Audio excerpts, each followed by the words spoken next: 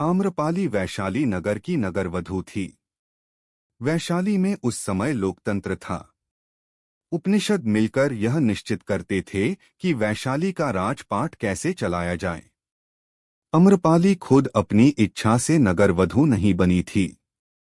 उपनिषदों की इच्छा और वैशाली नगर में शांति बनाए रखने के लिए आम्रपाली को नगरवधू बनाया गया था।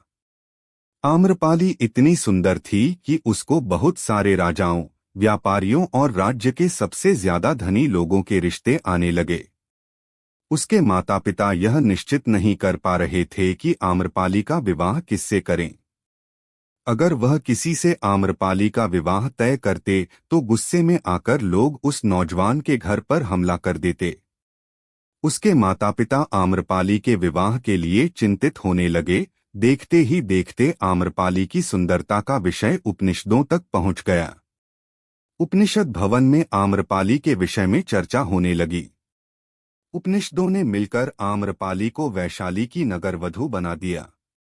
आम्रपाली की सुंदरता की चर्चा आसपास के सभी राज्यों तक थी। आम्रपाली के द्वार पर बड़े बड़े राजा, राजकुमार, व्यापारी के लड़के और समस्त वैशाली के एक से एक धनवान लोग खड़े रहते थे। आम्रपाली किसके साथ समय बिताएगी यह स्वयं तय करती थी।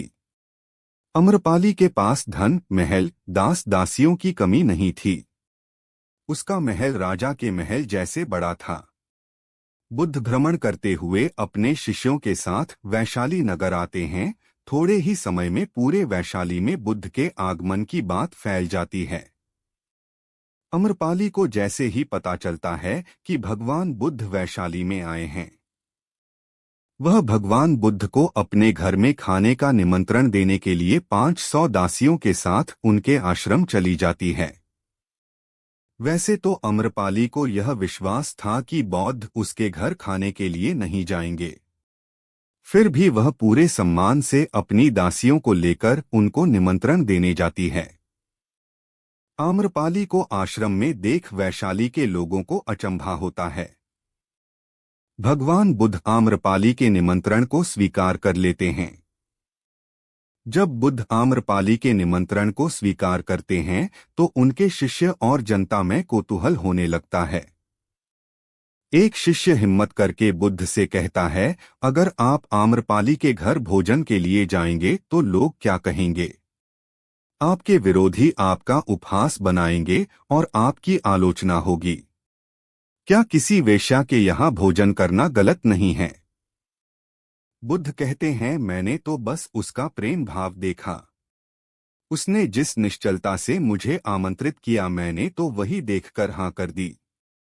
जब मन के सारे विकार खत्म हो जाते हैं तब आपको कोई नहीं रोक सकता, न आपकी शांति भंग हो सकती है, न आपको किसी की आलोचना का भय रह जाता है। बुद्ध के शिष्य को बात समझ में आ गई। आम्रपाली ने ना जाने कितने प्रकार के व्यंजन बनवाए और सुबह से ही बुद्ध के आने की तैयारी में स्वयं लगी रही।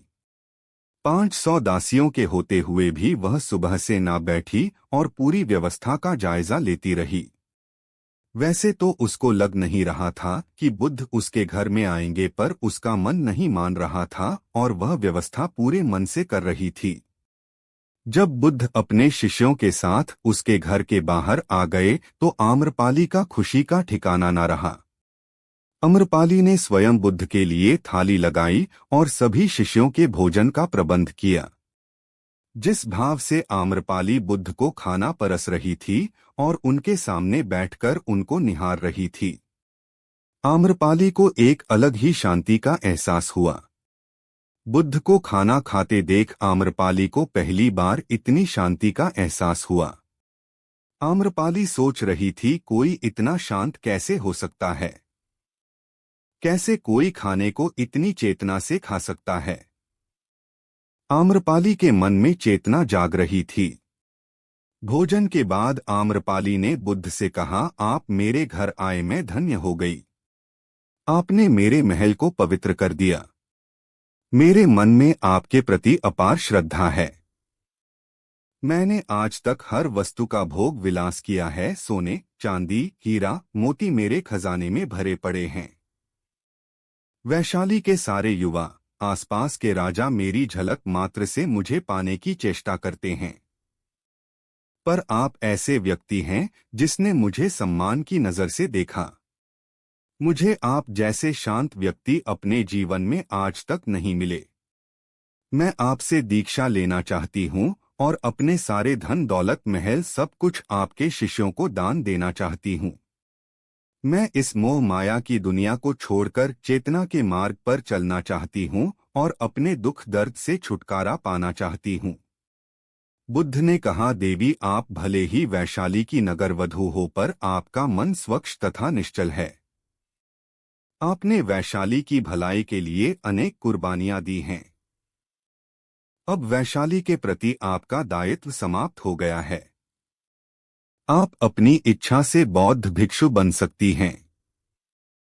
भगवान बुद्ध ने पहली महिला को बौद्ध भिक्षु स्वीकार किया। इसके बाद ही बुद्ध के मठ में महिलाओं का प्रवेश प्रारंभ हो गया। बुद्ध ने संघ में महिलाओं के लिए कुछ अलग नियम बनाए। इस प्रकार वैशाली की नगरवधू एक बौद्ध भिक्षु बन गई और सारा जीवन सरलता और सहजता से व्यतीत किया।